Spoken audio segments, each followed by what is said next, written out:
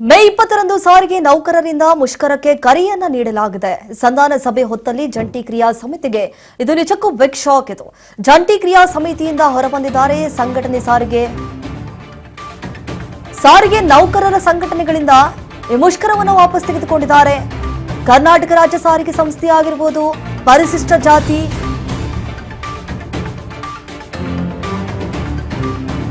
ಈಗ ನೌಕರರ ಸಂಘ ಮುಷ್ಕರದಿಂದ ವಾಪಸ್ ಪಡೆದುಕೊಳ್ಳಲಾಗಿದೆ.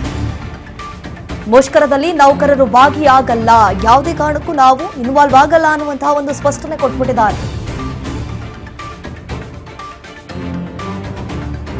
ನೋಡಿ, ಮುಷ್ಕರದಲ್ಲಿ ನೌಕರರು ಭಾಗಿಯಾಗಲ್ಲ ಅಂತ ಹೇಳಿ ಒಂದು ಸ್ಟೇಟ್ಮೆಂಟ್ ಕೊಟ್ಬಿಟ್ಟಿದ್ದಾರೆ. ಸಂಧಾನ ಸಭೆ ಹೊತ್ತಲ್ಲಿ ಜಂಟಿ ಕ್ರಿಯಾ ಸಮಿತಿಗೆ ನಿಜಕ್ಕೂ ಇದು ಬಿಗ್ ಶಾಕ್. ಜಂಟಿ ಕ್ರಿಯಾ ಸಮಿತಿಯಿಂದ ಈ ಸಂಘಟನೆಯ ಮುಖಂಡರೇನಿದ್ದಾರೆ ಹೊರಗಡೆ ಬಂದ್ಬಿಟ್ಟಿದ್ದಾರೆ. ನಾವಂತರೂ ಈ ಒಂದು ಸಭೆಯಲ್ಲಿ ಪಾಲ್ಗೊಳ್ಳಲ್ಲ ಅಂಡ್ ಮುಷ್ಕರದಲ್ಲೂ ಕೂಡ ಭಾಗಿಯಾಗಲ್ಲ ಅಂತ ಹೇಳಿ.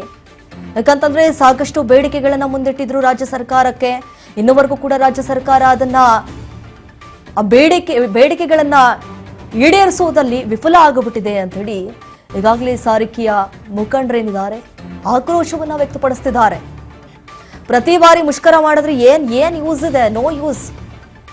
ಬರೀ ಭರವಸೆಯನ್ನ ಕೊಡ್ತಾರಷ್ಟೇ, ಆಶ್ವಾಸನೆ ಕೊಡ್ತಾರೆ, ಸುಳ್ಳು ಆಶ್ವಾಸನೆ.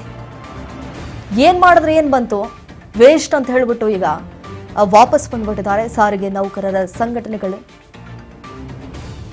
ನೋಡಿ, ಮೇ 20ಕ್ಕೆ ಈ ಸಾರಿಗೆ ನೌಕರರಿಂದ ಮುಷ್ಕರಕ್ಕೆ ಕರೆಯನ್ನು ಕೊಡಲಾಗಿತ್ತು.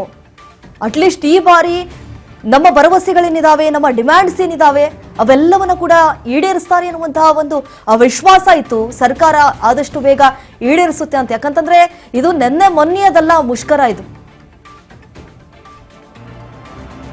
ನಿರಂತರವಾಗಿ ಸಾಕಷ್ಟು ತಿಂಗಳುಗಳಿಂದಲೂ ಕೂಡ ಈ ಒಂದು ಮುಷ್ಕರವನ್ನ ಮಾಡಿಕೊಳ್ತಾ ಬರ್ತಿದ್ದಾರೆ. ಅಂಥದ್ರಲ್ಲಿ ಅವರ ಭರವಸೆಗಳನ್ನ ಈಡೇರಿಸಬೇಕು ಅನ್ನುವಂಥದ್ದು ಸರ್ಕಾರಕ್ಕೆ, ಅಂದ್ರೆ ಸರ್ಕಾರ ಮುಂದೆನೆ ಬರ್ತಾ ಇಲ್ಲ, ಬರೀ ಸುಳ್ಳು ಆಶ್ವಾಸನೆ ಕೊಡ್ತಾ ಇದ್ದಾರೆ. ಇದರಿಂದ ನಿಜಕ್ಕೂ ರೊಚ್ಚಿಗೆದ್ದು ಬಿಟ್ಟಿದ್ದಾರೆ. ನಾವಂತರೂ ಖಂಡಿತವಾಗ್ಲೂ ಈ ಮುಷ್ಕರದಲ್ಲಿ ಭಾಗಿಯಾಗಲ್ಲ, ನಮಗೂ ಸಾಕಾಗಿ ಹೋಗ್ಬಿಟ್ಟಿದೆ.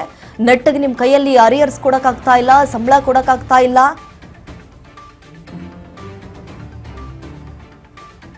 ಮನೆ ಮಠ ಹೇಗೆ ಸಾಗಿಸೋದು, ಈ ರೀತಿಯಾಗಿ ಕೆಲವೊಂದಿಷ್ಟು ಆರೋಪಗಳನ್ನ ಕೂಡ ಮಾಡ್ತಿದ್ದಾರೆ. ಈಗ ಇದರ ಬೆನ್ನಲ್ಲೇ ಸಾರಿಗೆ ನೌಕರರ ಸಂಘಟನೆಗಳಿಂದ ಈ ಮುಷ್ಕರವನ್ನ ವಾಪಸ್ ತೆಗೆದುಕೊಂಡಿದ್ದಾರೆ ಅನ್ನುವಂತಹ ಮಾಹಿತಿ ಇದೆ. ಕರ್ನಾಟಕ ರಾಜ್ಯ ಸಾರಿಗೆ ಸಂಸ್ಥೆ ಆಗಿರ್ಬೋದು, ಇವರೆಲ್ಲರೂ ಸೇರಿಕೊಂಡು ಈಗ ಈ ಒಂದು ಮುಷ್ಕರವನ್ನ ವಾಪಸ್ ತೆಗೆದುಕೊಂಡಿದ್ದಾರೆ.